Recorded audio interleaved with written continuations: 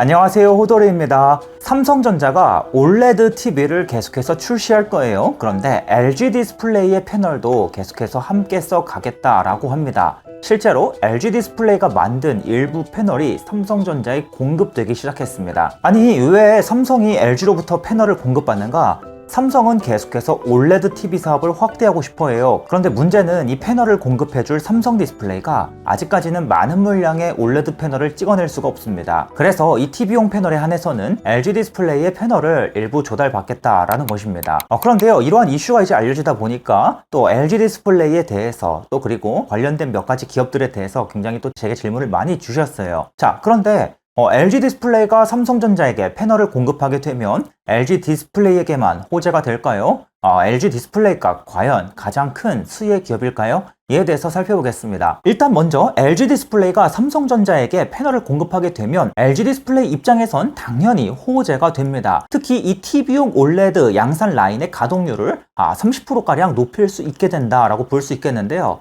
그런데 여러분, 문제는 LG 디스플레이는 아직까지 고질적인 문제를 안고 있어요. 무엇인가? 바로 LCD 사업이죠. 여전히 매출의 절반이 LCD 사업에서 나오고 있는데 이 사업은 여전히 중국과 경쟁이 치열하고 또 중국발 LCD 공급 과잉의 여파를 벗어나지 못하고 있다는 것입니다. 그래서 이 LCD 사업이 계속해서 대규모 적자를 내고 있고 LG 디스플레이 실적을 발목 잡고 있다는 것이죠. 그런데 LG 디스플레이가 삼성전자 쪽으로 200만 대가량의 패널을 공급하게 되면 어떤 일이 벌어질까? 다른 사업의 변화가 전혀 없다라고 가정을 할 때, 그리고 LCD 사업도 변화가 없다라고 가정을 할 때, 현재 LCD 사업에서 발생하고 있는 대규모 적자, 약 1조 원 상당의 적자를 한 번에 상쇄하는 그러한 효과가 나타날 것으로 기대가 되고 있습니다. 그런데요, 여전히 추가적인 실적의 상승은 더 큰 흑자로 나아가기 위해서는 LCD 사업이 받쳐줘야 한다. LCD 업황도 함께 턴을 하면서 OLED 없이도 LCD 사업의 적자가 줄어들 필요가 있겠다. 그래야지 LG 디스플레이의 실적 호조가 다시금 나타날 수 있다라고 좀 이야기를 정리해 볼 수가 있겠습니다. 다행인 점은요, 하반기부터 이 디스플레이 업황이 점점점 나아질 것이다 라는 그러한 기대감이 계속해서 지금 이야기가 되고 있죠. 그리고 또 근래 발생하고 있는 적자 우려는 이미 주가의 상당 부분 선반영이 되어 있기 때문에 이 LG 디스플레이의 주가는 이미 PBR 한 0.4, 0.5 수준까지 내려와 있다라는 것입니다. 여기에 대해서 삼성전자 쪽으로 패널을 공급할 뿐만 아니라 삼성이 아닌 다른 업체들에게 공급하는 이 TV용 OLED 패널도 함께 반등할 여지가 있기 때문에 추가적인 실적의 상승도 충분히 가능한 상황이다라고 볼 수 있겠습니다만, 그럼에도 불구하고 LCD 공급 과잉이 아직까지는 시장이 보기에 미심쩍은 부분이 없지 않아 있는 상황이기 때문에 지금 삼성전자 공급만으로는 LG 디스플레이의 어떠한 커다란 실적 호조가 나타나기엔 좀 어렵다. 다른 사업에 반등이 없다면 흑자 전환 정도만 좀 이뤄내는 그러한 상황에서 그칠 것이다 라고 예측이 된다라는 것입니다. 그래서 LG 디스플레이가요, 삼성전자 쪽으로 약 200만 대 수준의 패널을 공급하게 되면 LG 디스플레이 입장에서는 매출액이 약 5% 정도 증가하는 효과, 그리고 영업적자가 약 1조 원 정도 상쇄되는 그러한 효과가 발생할 것으로 기대가 된다. 그에 반해서 약 100만 대 정도의 패널을 공급하게 되면 절반에 준하는 효과가 나타날 것으로 기대가 된다라고 내용을 요약해 볼 수가 있겠습니다. 자, 그런데요, 과연 LG 디스플레이가 가장 큰 수혜를 보는 기업일 것인가? 꼭 그렇지 않을 수도 있습니다. 자, 다음으로 수혜를 보는 기업이 또 있습니다. 바로 이녹스 첨단 소재입니다. 자, 이녹스 첨단 소재는요, 각종 전자기기에 들어가는 첨단 소재를 공급하는 기업인데요. 그 중에서도 OLED TVSE는 이 소재를 활발히 공급하면서 실적 성장을 많이 나타내 왔어요. 근래에도 매출의 약 30%가 바로 이 OLED TVSE는 소재를 공급하는 데서 나옵니다. 그런데 지금까지는 주로 이 매출이 대부분 LG 디스플레이 쪽으로 제품을 판매하면서 나왔다라는 것이죠. 그래서 이 이녹스 첨단 소재가 2020년부터 급격하게 실적이 성장했던 배경도 바로 이 OLED TV 쪽으로 소재를 확대 공급한 덕분이었고, 또 근래 실적이 급격하게 꺾인 이유도 이 LG 디스플레이의 TV용 OLED 패널이 부진했기 때문입니다. 자, 그런데요, 이처럼 이녹스 첨단 소재 매출의 30% 이상이 OLED TV용 이 소재 쪽에서 나오고 있기 때문에 당연히 LG 디스플레이가 삼성전자 쪽으로 공급하게 되면 이녹스 첨단 소재에도 이 실적의 수혜가 크게 나타날 수가 있습니다. 그래서 LG 디스플레이가 삼성전자에게 약 200만 대 패널을 공급한다라고 가정하면 이녹스 첨단 소재 매출의 약 8%에서 10%가 증가하는 이 매출의 한 10%가 기여되는 그런 효과가 나타날 것으로 예측이 되고 있고요. 만약에 100만 대 정도 공급이 된다고 하면 매출이 약 5% 정도 증가하는 효과가 나타날 것으로 예측이 되고 있습니다. 그래서 만약에 LG 디스플레이가요, 삼성전자 쪽으로 패널을 공급해서 적자를 해소하기는 했는데 만약에 LCD 업황이 여전히 부진해서 그 추가적인 실적의 상승이 나타나지가 않아 여전히 더 큰 흑자로 가기가 좀 어려워 보여 라고 예측이 된다면 이 이녹스 첨단 소재도 좋은 대안이 될 수 있다. 이렇게 좀 내용을 요약해 볼 수가 있겠습니다. 그리고 여기에 대해서 이녹스 첨단 소재가요, 앞으로는 이제 삼성 디스플레이 쪽으로도 이 올레드 TV용 소재를 확대 공급하게 됩니다. 삼성 디스플레이는 아직까지 이 TV용 올레드 패널 생산 물량이 그렇게 많지는 않죠. 그럼에도 불구하고 계속해서 앞으로 증설을 통해서 물량을 확대해 나갈 텐데 이녹스 첨단 소재가 이쪽 물량도 함께 담당한다. 그래서 삼성 쪽 수혜도 함께 있는 그런 특징을 가지고 있기 때문에 LG 디스플레이보다 더 긍정적인 부분이 분명히 있다라고 좀 요약을 해볼 수가 있겠습니다. 뭐 그 외에도 스마트폰 쪽으로 들어가는 소재, 2차전지 쪽으로 들어가는 소재, 다양한 소재를 또 공급하는 특징이 있죠. 자, 다음으로 이제 많이 주시는 질문은 LX 세미콘입니다. 자, 삼성전자가 LG 디스플레이의 패널을 사다 쓰면요, 이 패널 안에 함께 탑재되는 반도체 칩이 있어요. 그런데 이 지금까지 반도체 칩을 삼성전자가 직접 만들었거든요. 그런데 문제는 LG 디스플레이로부터 패널을 사오게 되면 이 삼성전자가 만드는 칩을 그대로 쓸 수가 없어요. 왜 그런가 하면 이 DDI라고 불리는 이 칩은요, 이 패널을 처음 만들 때부터 패널 업체와 반도체 업체가 함께 손을 잡고 함께 개발합니다. 그래서 이 패널을 공급하는 패널 업체가 바뀌게 되면 당연히 여기에 탑재되는 반도체 칩도 이 패널 업체와 함께 만든, 함께 개발된 그러한 칩이 탑재되어야 합니다.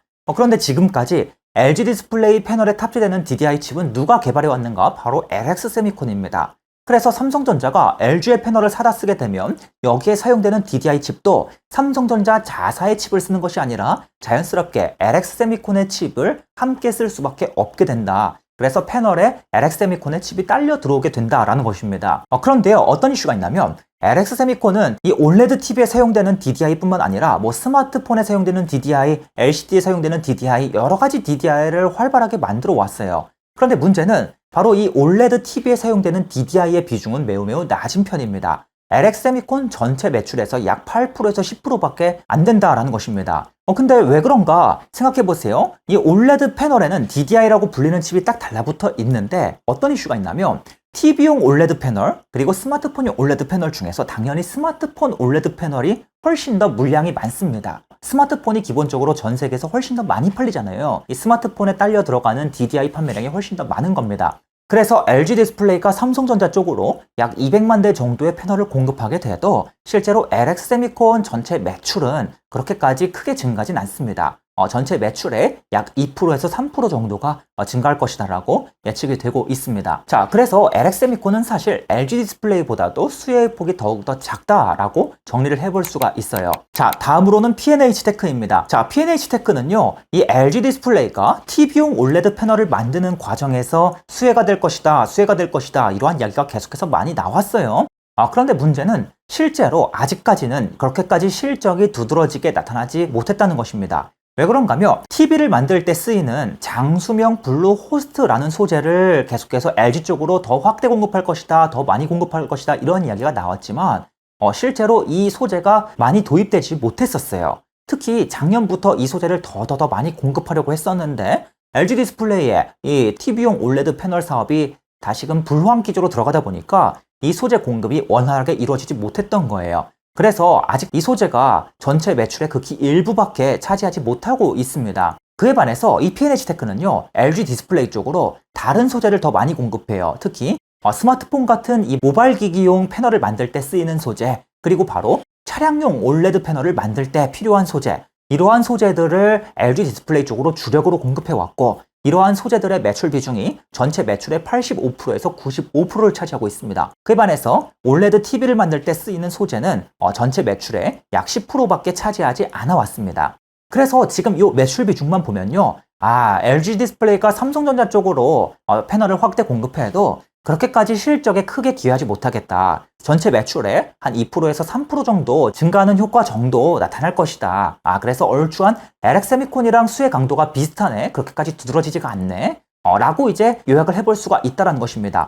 그런데요, P&H 테크는 조금 더 우리가 장기적으로 살펴볼 필요가 있어요. 왜 그런가 하면 LG 디스플레이가요, 이 TV용 올레드 패널을 한 가지만 만드는 것이 아닙니다.